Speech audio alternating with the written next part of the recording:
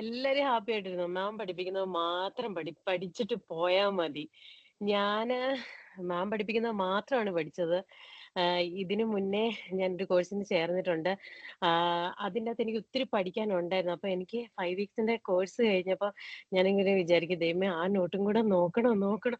അപ്പൊ പാർവതി പാസ്സായി കഴിഞ്ഞപ്പോ എന്നോട് പറഞ്ഞു, "നീ ഒന്നും മിക്സ് ആക്കണ്ട. നീ ഇത് മാത്രം പഠിച്ചാ മതി" എന്ന് എന്നോട് പറഞ്ഞു.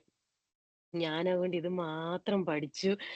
പിന്നെ നമ്മള് ക്വസ്റ്റ്യൻ ചെയ്യാന് എനിക്ക് ഏറ്റവും ആവശ്യമുള്ള അതായിരുന്നു.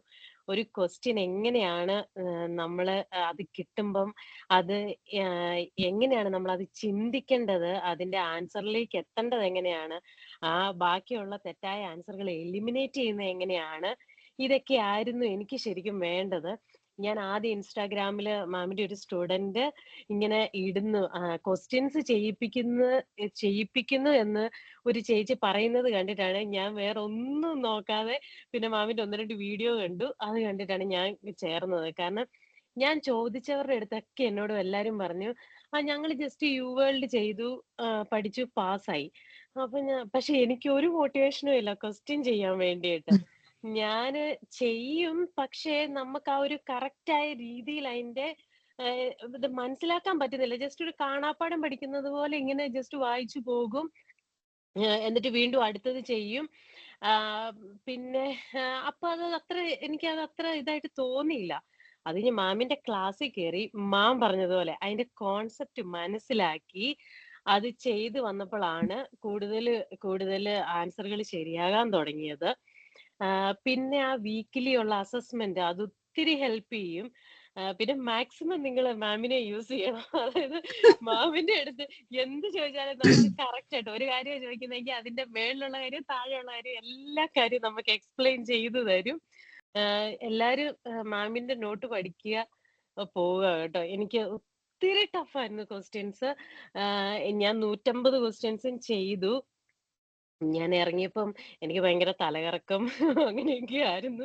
ഞാൻ വിചാരിച്ചു എന്റെ ദൈവമേ ഞാൻ തീർന്നു തന്നെ. അപ്പം മാം പറഞ്ഞു, ടഫ് ആയിട്ടുള്ള ക്വസ്റ്റ്യൻസ് കിട്ടുന്നത് നന്നായിട്ട് പെർഫോം ചെയ്യുമ്പോഴാ അഞ്ജു, കുഴപ്പമൊന്നും ഇല്ല എന്ന് എന്റെ അടുത്ത് പറഞ്ഞു. ദൈവം സഹായിച്ച് 48 അവേഴ്സ് കഴിഞ്ഞിട്ട് ക്യൂക്ക് റിസൾട്ട് നോക്കിയപ്പം പാസ്സായി. അയ്യോ എന്റെ ജീവനും ജീവിതവുമാണ് മാം രക്ഷിച്ചത്. പിന്നെ മാം ഇമ്പോർട്ടന്റ് ആന്ന് പറയുന്ന കാര്യം ഞാൻ കുത്തിയിരുന്ന ഒരാഴ്ച മുഴുവൻ നോക്കിയത്, മാം നമുക്ക് എപ്പോഴും ഒരു മടുപ്പും ഇല്ലാതെ പറയുന്ന കുറെ ടോപ്പിക്കുകളുണ്ട്. അത് മെയിൻ ആയിട്ട് നിങ്ങൾ അറിഞ്ഞിരിക്കണം. എക്സാം പാസ്സാകാൻ വേണ്ട കാര്യങ്ങളാണ് മാം പറഞ്ഞു തരുന്നത്. അത് നമ്മളെ ഉറപ്പായിട്ടും പാസ് ആക്കിപ്പിക്കും. ആ മെയിൻ പോയിന്റുകൾ നമ്മള് വായിക്കുക. അതിൻ്റെ അകത്തെ എല്ലാ കാര്യങ്ങളും നമ്മൾ അറിഞ്ഞിരിക്കണം. മാം പറയുന്ന പോലെ MAOI, സെറട്ടോണിൻ സിൻഡ്രോം, ഇതൊക്കെ അതിന്റെ ആ മാം തന്നിരിക്കുന്ന വളരെ കുറച്ച് സിംറ്റംസും കാര്യങ്ങളും ഒക്കെ അതെല്ലാം നമ്മള് മെയിൻ ആയിട്ട് നോക്കുക. ഞാൻ അങ്ങനെയാ കേട്ടോ നോക്കിയത്.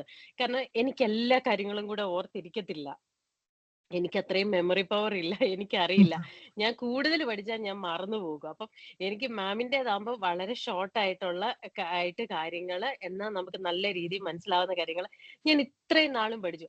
ഓട്ടോണോമിക് ഡിസ്റിഫ്ലക്സി എന്താന്ന് മനസ്സിലാക്കാതെയാണ് ഞാൻ ഇത്രയും നാളും പഠിച്ചത്.